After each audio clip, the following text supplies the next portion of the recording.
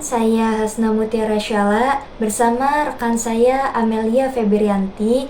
Kami dari Prodi PAI 3C. Kami di sini ingin mempresentasikan mata kuliah Desain Pengembangan Bahan Ajar dengan dosen pengampu Bapak Dr. Agus Dian Ali Rahman MPDI yang berjudul Langkah-langkah Pengembangan Bahan Ajar. Analisis bahan ajar. Bahan ajar adalah materi pembelajaran yang disusun secara sistematis dan menarik untuk digunakan dalam proses pembelajaran oleh guru dan siswa. Bahan ajar mencakup materi pembelajaran, metode, batasan, dan cara evaluasi yang dirancang untuk mencapai kompetensi atau subkompetensi yang diharapkan. Perancangan bahan ajar. Yang pertama, identifikasi standar dan kompetensi, yaitu pahami standar kompetensi dan kompetensi dasar. Yang kedua, tentukan jenis bahan ajar, yaitu sesuaikan dengan kompetensi yang harus dicapai. Yang ketiga, tentukan referensi, yaitu pilih referensi yang relevan. Yang keempat, analisis kebutuhan, yaitu identifikasi kebutuhan bahan ajar. Yang kelima, pilih sumber belajar, yaitu gunakan berbagai sumber belajar.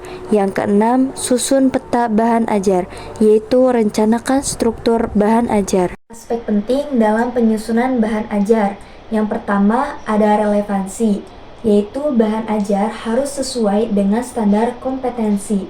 Yang kedua, ada aspek pengetahuan, yaitu termasuk fakta, konsep, prinsip, dan prosedur. Yang ketiga, ada materi keterampilan, yaitu harus mencakup keterampilan yang praktis.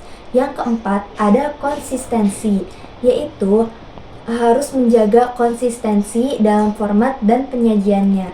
Yang kelima, ada validitas, yaitu pastikan materi akurat dan mudah dipahami ya. Dan ada juga manfaat dan daya tariknya. Yang keenam, ada manfaat dan daya tarik. Di sini maksudnya ialah materinya itu harus bermanfaat dan menarik bagi para siswa. Komponen utama bahan ajar. Yang pertama, judul. Yang kedua, petunjuk belajar. Yang ketiga, kompetensi dasar atau materi pokok. Yang keempat, informasi pendukung. Yang kelima, latihan. Yang keenam, tugas atau langkah kerja. Yang ketujuh, penilaian. Hal yang perlu diperhatikan dalam penyusunan.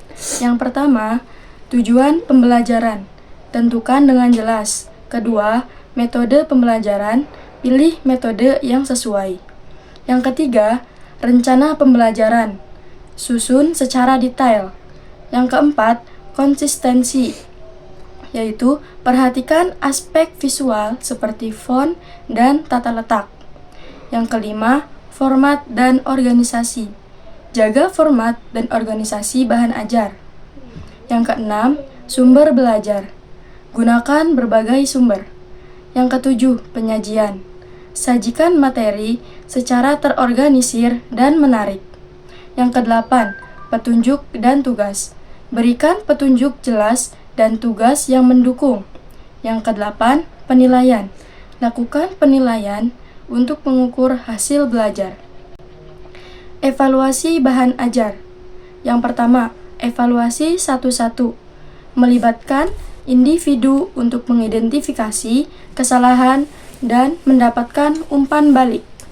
Yang kedua, evaluasi non-tes, yaitu mengukur perubahan sikap dan perilaku menggunakan angket wawancara dan observasi. Revisi bahan ajar. Yang pertama, sesuaikan dengan kebutuhan peserta didik, yaitu adaptasi materi sesuai kebutuhan. Yang kedua, manfaatkan teknologi, integrasikan teknologi informasi.